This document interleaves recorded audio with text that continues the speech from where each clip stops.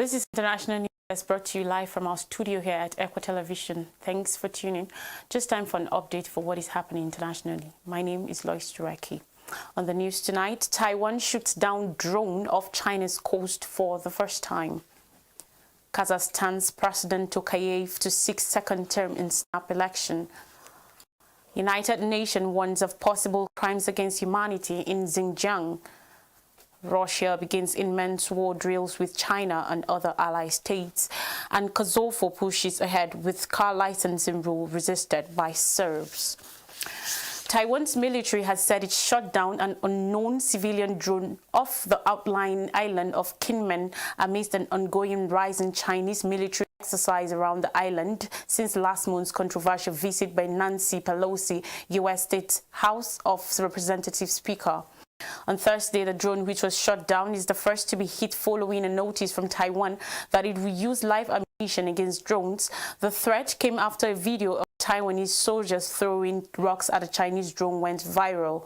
Drone flights have allegedly intensified near Kinmen, which is situated a few kilometers off the coast of China and around the Matsu Islands in the East China Sea.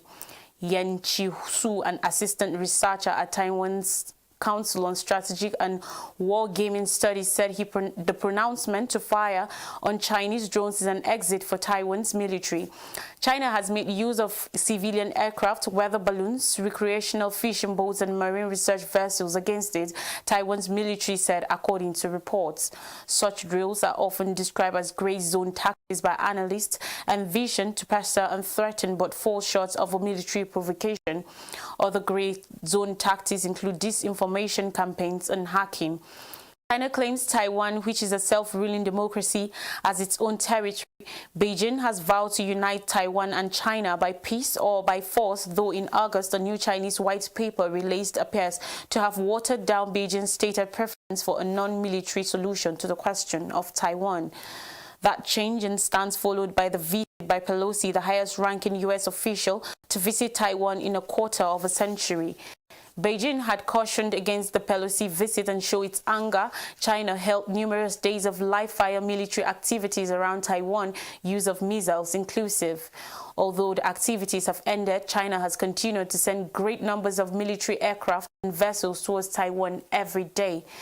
In August, Taiwan's military said it had traced closely 450 Chinese military aircraft invasions into the country's air defense identification zone so far this year, a number that virtually doubles last year's record of 196 during a tense period in October. Kassym-Jomart Tokayev, Kazakhstan's president, has projected a snap presidential election this autumn and to lessen the presidency to 1 7-year term from the president 2 5-year terms. On Thursday, in an address to the parliament, the president said he will pursue a second term, suggested holding snap parliamentary elections in the first half of 2023. A presidential vote is due in Kazakhstan in 2024 and parliamentary elections in 2025. Tokayev said he will change the parliamentary vote forward after the successful referendum on constitutional changes in June, which decentralized decision-making and shred former President Nursultan Nazarbayev of his national leader status. Now, the country has set entirely fresh standards for a political system with fair and open rules of the game due to the changes, according to him. January's conflict shook energy-rich Kazakhstan, one of the most stable of the Central Asian countries that gained independence with the 1991 collapse of the Soviet Union. For 29 years, Nazarbayev ruled the country after it gained independence. In 2019, he stepped down and had picked Tokayev as his successor. Should he win the vote, the forthcoming election will reinforce Tokayev's dictate as an independent leader. In steps sure to increase public support, Tokayev declared a 17% minimum wage surge on Thursday and sets to allot half of the National Fund investment income to personal accounts of those below 18, which they will be able to use to pay for tuition or to buy homes. Now, the United Nations Human Rights Office said in a long-delayed report that was lastly published late Wednesday, China's detention of Uyghurs and other mostly Muslim ethnic minorities in the northwestern region of Xinjiang may amount to crimes against humanity. The 45-page report called on Beijing to instantly free all individuals randomly deprived of their liberty, clarify the whereabouts of those whose families have been unable to find them, and commence a full review of its laws on domestic security and revoke all unfair laws. The document, published 13 minutes before United Nations Human Rights Chief Michelle Bachelet's term ended, came 4 years after a groundbreaking report from the United Nations Committee on the Elimination of Racial Discrimination that exposed over 1 million people were being held in a network of detention centers across Xinjiang. The government of the United States, as well as parliaments in the United Kingdom, Canada and France, have since tagged China's treatment of the Uyghurs as genocide. Bachelet's report makes no mention of the word genocide, but it concludes that serious human rights violations have been committed in Xinjiang in the context of the government's application of counter-terrorism and counter-extremism strategies. Bachelet had sought for unfettered entry to visit Xinjiang since 2018, but was only permitted into China in May. Following the strict choreographed visit which drew disapproval from human rights groups and other experts, she declared she will not pursue a second term. Her office came under pressure from China not to publish the report, while other countries pushed for its urgent release.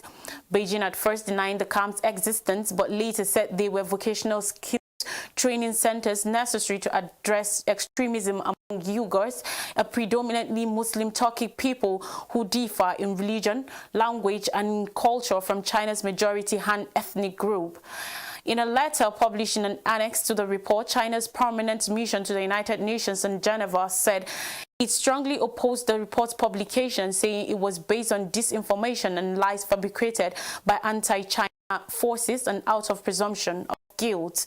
Attaching its own 122-page report assembled by the Information Office of the Xinjiang government, Fight Against Terrorism and Extremism in Xinjiang, Truth and Facts Defending its Policies on National Security. Russia has launched week-long military exercises linking forces from China and other nations, a drill that shows rising defense cooperation between Moscow and Beijing as they both face tensions with the United States. The large-scale activities also seem planned to demonstrate that Russia has adequate military might for immense drills, even as its soldiers are engaged in action in Ukraine. Vostok 2022 East 2022 War Games will be held until September 7th. At 7 firing ranges in Russia's Far East, the Sea of Japan, and it involves over 50,000 troops and 5,000 weapons units, including 140 aircraft and 60 warships, the Russian Defense Ministry said. General Valery Gerasimov, Russian General Staff Chief, will personally oversee the exercises, which will engage troops from numerous ex-Soviet nations: China, India, Laos, Mongolia, Nicaragua, and Syria. The Defense Ministry noted that the Russian and Chinese navies will practice joint action to protect sea communications, areas of marine economic activity, and support for ground troops in coastal areas in the Sea of Japan. In Kosovo, Serbia and NATO peacekeepers are bracing for a fresh wave of ethnic tensions after a 2-month implementation period starts for a controversial step to indulge ethnic Serbs in northern Kosovo to begin using car license plates issued by the government in Pristina.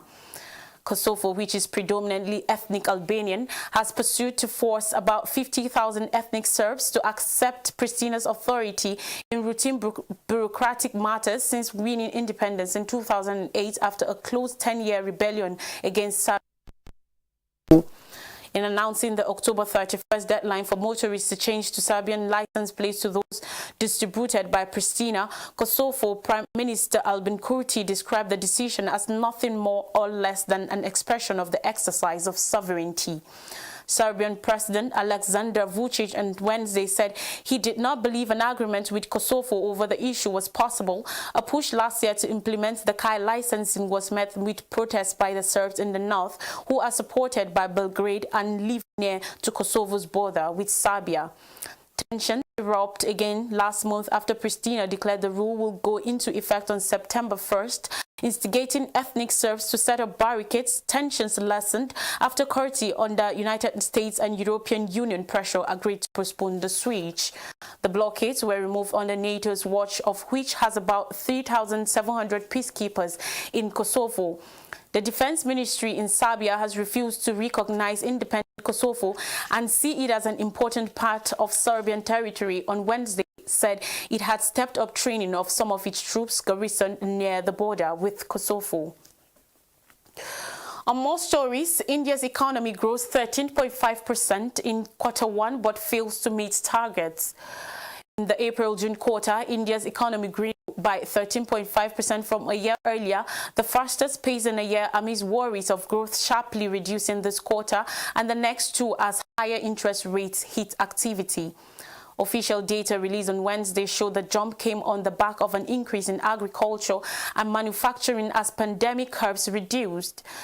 Reports from an economist forecast says gross domestic product in Asia's third largest economy will grow 15.2% year-on-year in the April-June quarter, equated with 4.1% in the earlier quarter.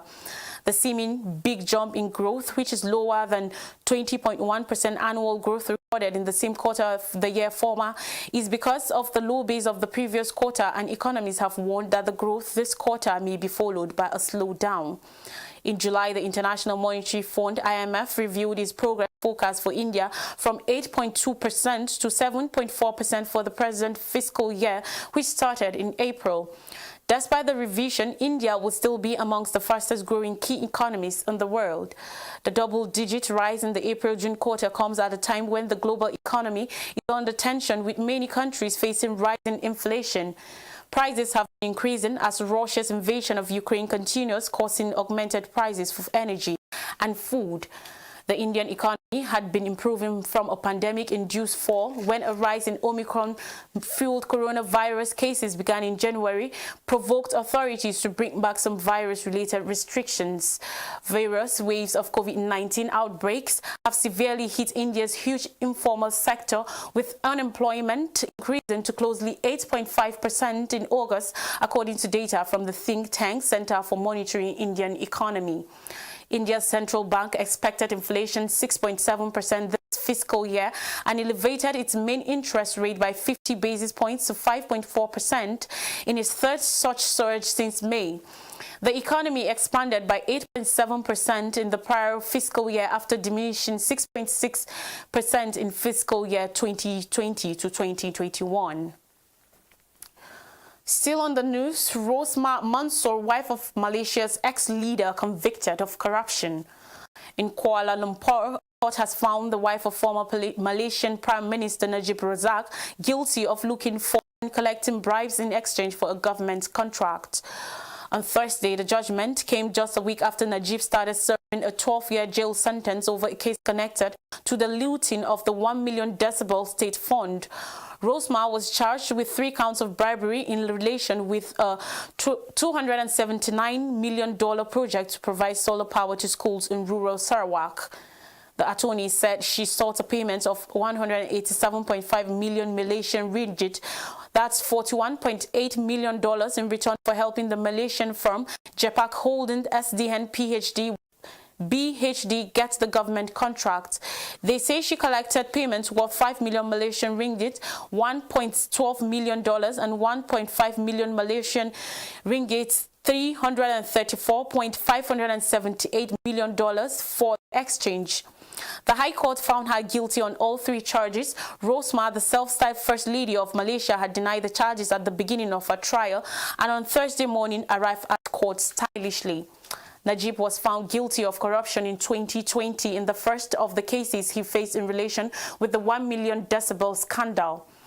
The sentence was endorsed by Malaysia's uppermost court last week, and he is now serving his sentence in Kajang prison south of Kuala Lumpur, the first former Malaysian Prime Minister to be jailed. He also faces 4 other cases linking to 1 million decibel, while Rosmah faces additional charges of money laundering and tax evasion. Now in Africa, Burkinabe peacekeeper in Mali is United Nations Women Police Officer of the Year. Chief Warrant Officer Elisetta Kabore Kinda of Burkina Faso is the receiver of the 2022 United Nations Women Police Officer of the Year Award. A ceremony was held yesterday, 31st August, in New York, during which Officer Kinda collected her award from United Nations Peacekeeping Chief Jimper Lacroix. Chief Warrant Officer Kinda serves as a gender key point with the United Nations Multi-Dimensional Integrated Stabilization Mission in Mali, MINUSMA, where she backs the Malian security forces in the Menaka region to endorse and advance understanding of gender, child protection, human rights and civil protection issues.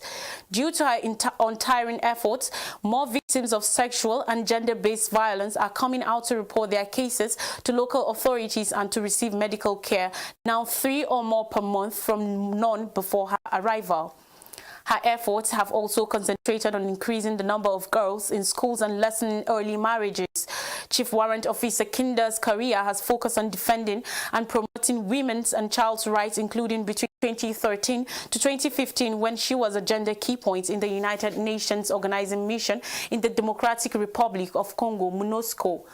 She executed these duties within the Ministry of Security and the Regional Brigade for the Protection of Women and Children in her home country of Burkina Faso, a unit of the National Police, as an investigator on sexual violence and exploitation. In 2011, the United Nations Women Police Officer of the Year Award was established to distinguish the exceptional contributions of women police officers to the United Nations peace operations and to promote women's empowerment. Ethiopia-Eritrea military launch fresh offensive in Tigray. Ethiopian and Eritrean government forces have launched an attack in Ethiopia's northern region of Tigray, aiming rebel forces. The Tigray People's Liberation Front, TPLF, spokesperson Getachew Reda said on Thursday that both nations' forces have raided rebels in Adebayo, north of the region. On Wednesday, a humanitarian worker in Shire said drivers coming from the area reported cross-border shooting. The conflict restarted last week after a 5-month calm, which clashes on the ground and air attacks over Tigray dashing hopes of peacefully resolving the almost 2-year war. Fighting had been focused around the southern eastern border of Tigray, with the rebels moving into the neighboring Amhara and Afar regions, sending residents fleeing. On Wednesday, Prime Minister Abiy Ahmed's government accused the TPLF of launching an invasion in the direction of Wage, Woklite and border areas with Sudan, west of the site of the most recent clashes. Getachew in turn suspected the government and its neighbor Eritrea, which supported federal forces during the war's early phase, were responsible for opening a new front. And finally, floods in Sudan leave 100 dead, several homeless. Floods have continued to cause devastation in Sudan, with over 100 people killed and thousands affected by torrential rains, authorities declaring an emergency in 6 of the hardest hit provinces in the country. On Wednesday, the United Nations Office for the Coordination of Humanitarian Affairs said not more than 258,000 people have been affected by the floods in 15 out of 18 provinces. According to reports, numerous people have been found out of their homes since heavy rains hit the region more than 2 weeks ago. People across the water during a flood in Al-Maganang locality in Gizera state in Sudan, August 23rd. A local resident, Hamdan Tia, said according to reports, he had put up barricades but that his house still suffered major damage, worried about the diseases the water can bring, like malaria and infections. Heavy rainfall in Sudan occurs every year between June and October. To refresh our memories, Taiwan shoots down drone off Chinese coast for the first time. Kazakhstan's President Tokayev to seek second term in snap election. United Nations warns of possible crimes against humanity in Xinjiang. And Russia begins immense war drills with China and other ally states. Kosovo pushes ahead with car licensing rule restricted by Serbs. That's all for tonight's news. You are today where your thoughts have brought you. You will be tomorrow where your thoughts take you. Thanks for staying with us. From all of us at Int'L, it's good night.